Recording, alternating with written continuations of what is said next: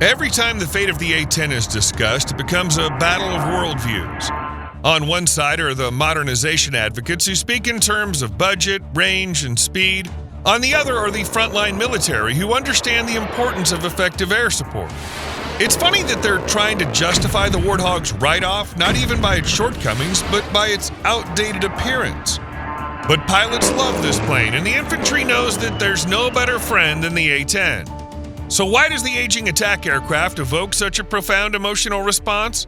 And how did this noisy, ungainly craft become a symbol of efficiency, even in the midst of the stealth fighter era? In the late 1960s, the United States faced an urgent need for a specialized aircraft to support ground troops. By the time of the Vietnam War, the U.S. Air Force's only close air support aircraft was the propeller-driven Douglas A-1 Sky Raider of the 1940s. It was slow, vulnerable to ground fire, and had only modest armament. The result was an impressive loss of about 266 of these devices in combat over the Vietnamese jungle. September of 1966 saw the order from General John P. McConnell, Chief of Staff of the U.S. Air Force, to develop a specialized CAS, Close Air Support, aircraft under the new Attack Experimental AX program. And a year later, the request for information was distributed to 21 defense contractors. However, the final requirements were not formulated by U.S. Air Force representatives until the spring of 1970, when the service submitted a more detailed request for proposals, which emphasized a maximum speed of 460 miles per hour, a mission radius of 285 miles, an external load of up to 16,000 pounds, a takeoff distance of up to 4,000 feet, and a price per aircraft of no more than $1.4 million, or about $12 million today. The AX was the first U.S. Air Force aircraft designed exclusively for CAS, and the Warthog was also, not without reason, teased as the first aircraft designed around a gun. And there's some truth in this, because in parallel with the request for the development of the attack aircraft, the command issued a separate request for proposals regarding a rotary automatic 30mm AX cannon with a rate of fire of 4,000 rounds per minute and the highest possible muzzle velocity. After a lengthy selection process, Fairchild Republic was chosen to manufacture the aircraft, with General Electric responsible for the cannon. The entire concept of the A-10 revolved around one idea: close, continuous support of ground troops. It was supposed to hover over the battlefield, not fleeing after the first enemy salvo, but striking again and again. The designers of this attack aircraft did their homework at the highest level, simplifying the technical solutions to the utmost. The twin TF-34 GE100A turbofan engines, each producing 9,065 pound-feet of thrust, are mounted high on the fuselage, away from the ground and potential damage. This placement allows them to even operate while being serviced and rearmed on the ground, greatly reducing return to combat time, and their infrared signature is greatly reduced by the bypass ratio and the exhaust routing over the tailplanes. Additionally, engineers protected the engines from the rest of the airframe with firewalls and fire suppression equipment. The A-10's 4 fuel tanks were positioned closer to the center and separated from the fuselage so that enemy shells would have to penetrate the aircraft's skin before they could hit the outer skin of the fuel tanks. Moreover, damaged fuel lines are self-sealing. If the damage received by the aircraft exceeds these self-sealing capabilities, then the check valves will not allow fuel to enter the damaged tank. Most of the Warthog's fuel system components are located inside the fuel tanks, so component failure will not result in fuel loss, and the refueling system is designed to purge after use. Additional protection against debris and fuel leakage in the event of damage is provided by mesh polyurethane foam covering the inside and outside of the fuel tanks. But what if the enemy was able to destroy all 4 fuel tanks? Well, in that case, the A-10 and its 2 self-sealing sumps guarantee a fuel reserve of at least 230 miles, which, although it sounds crazy, has already been proven by A-10 pilots during combat sorties over the past almost 50 years. Although the plane got the nickname Warthog due to the external resemblance of its protruding fangs, the guns, and massive front landing gear with the snout of an African boar, in our opinion, the nickname Terminator would be much more appropriate for it. After all, this machine is practically indestructible. Firstly, it can easily survive direct hits from armor-piercing and high-explosive shells of 23mm caliber or lower. Secondly, the A-10 has dual redundancy of hydraulic flight systems and a mechanical system as a backup in case the hydraulics fail. Thirdly, the manual reverser mode allows the pilot to return to base even if his bird has lost one of the engines, half of the tail, the elevator, or half of the wing. Finally, the Warthog's cockpit and flight control systems are protected by 1,200 pounds of titanium aircraft armor, aka an armor bathtub consisting of 0.5 to 1.5 inch thick titanium plates that can withstand 23mm cannon fire and indirect 57mm shell fragmentation. The interior of this bathtub is covered with a multi-layer nylon spall shield, and the front windshield and canopy are resistant to small arms fire. What can we say if about 6% of the empty weight of the A-10 is the weight of the armor? To make it even more difficult for enemies to damage the aircraft, many A-10s have a fake canopy painted dark gray on the underside of the hull, just behind the gun.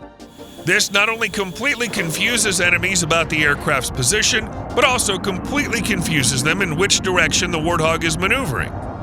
The A-10's greatest asset is its cannon, the GAU-8A Avenger, one of the most powerful aircraft cannons ever created.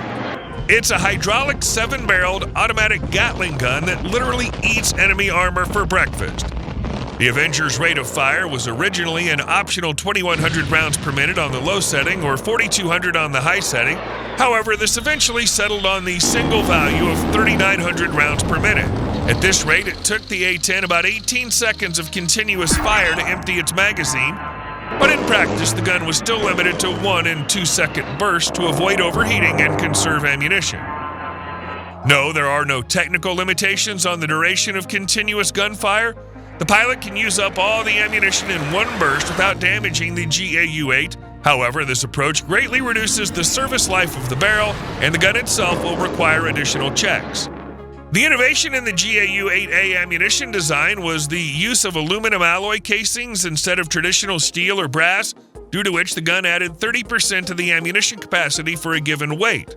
In terms of size, the 30mm Avenger cartridges are comparable to a standard beer bottle, while the gun's own dimensions exceed a Volkswagen Beetle.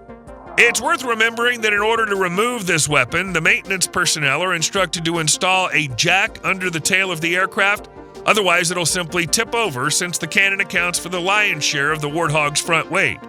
Was there a chance that this legend would go without updates? No, sir. In the late 1970s, the A-10s received a pave penny laser receiver mounted on their pylons under the starboard side of the cockpit.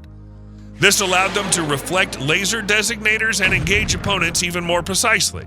The 1980s saw the introduction of an inertial navigation system for the Warthog, and in the early 1990s, they received the Low Altitude Safety and Targeting Enhancement LACED upgrade, which provided computerized weapons guidance equipment, an autopilot, and a terrain warning system, which is especially important for low-flying aircraft like the A-10. The late 90s and early 2000s were not a downtime for our hero today either. It received the Global Positioning System Navigation System and multifunctional displays, and the LACE system was upgraded with the Integrated Flight and Fire Control Computer, IFFCC. The Air Force also acknowledged that the Warthog's engines were starting to deteriorate and planned to replace them with new ones. However, such ambitions would have cost the service more than $2 billion in 2001, so the idea was shelved. Then came a tedious wing replacement process that continued into the 2010s as the Air Force calculated that they were at risk of running out of power by 2011. The new wings, installed under the Thick Skin Urgent Spares Kitting (TUSK) program, significantly increased the Warthog's readiness for new missions, further reduced maintenance costs, and breathed new life into the aging attack aircraft, keeping it relevant until at least 2035. And a little later in the winter of 2016, Boeing announced that the A-10 with the new wings will remain in service without problems until 2040. The upgrade of the A-10A to the A-10C was a huge leap for our hog.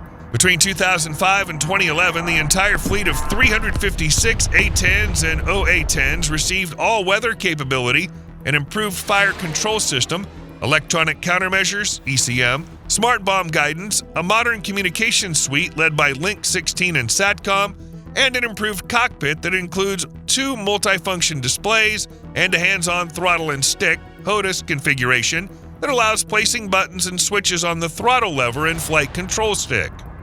The update, called Suite 10, included multiple target list improvements, allowing the pilot to engage multiple targets with 3 different types of weapons in a single pass.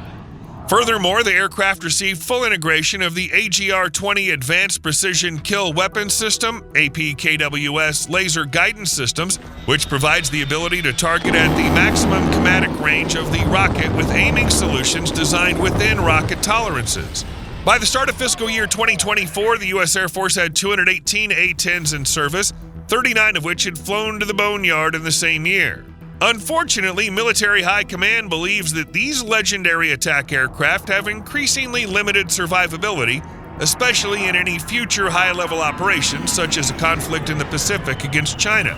However, this option on the part of Air Force representatives does not prevent Congress from actively preventing regular attempts to get rid of the Warthog fleet. Moreover, they're still carrying out combat missions. For example, Warthogs were among the aircraft sent to the Middle East in October 2024 amid fears of further escalation of the conflict between Israel and Iran, as well as other potential crises in the region. Since then, the veteran attack aircraft have been used extensively in recent weeks to strike across Syria amid renewed uncertainty in the country following the overthrow of dictator Bashar al-Assad. Speculation then followed that the A-10s could migrate to foreign air forces such as Jordan or Ukraine after the U.S. Air Force finally retired the aircraft. But you know what? Warthog's not just a plane, it's a philosophy. An engineering solution that puts the fulfillment of tasks and the lives of infantry above any aesthetics. Power enclosed in a solid metal shell. A rare example when technology does not become obsolete because its value is not in the technology but in the idea. And as long as there's a need to support soldiers on the battlefield, you will not get rid of the A-10. It's a hero of the invisible front, who rarely appears on TV, does not shine in pompous air shows, but rather does what it knows it can do better than anyone else, and it does so properly, consistently, and with extreme effectiveness. Now it's your turn to tell us who might replace this legendary aircraft.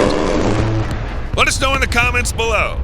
And if you enjoyed the video, please leave a like, subscribe to the channel, and hit that notification bell for more content like today's. Thanks for watching, and we'll see you in the next one.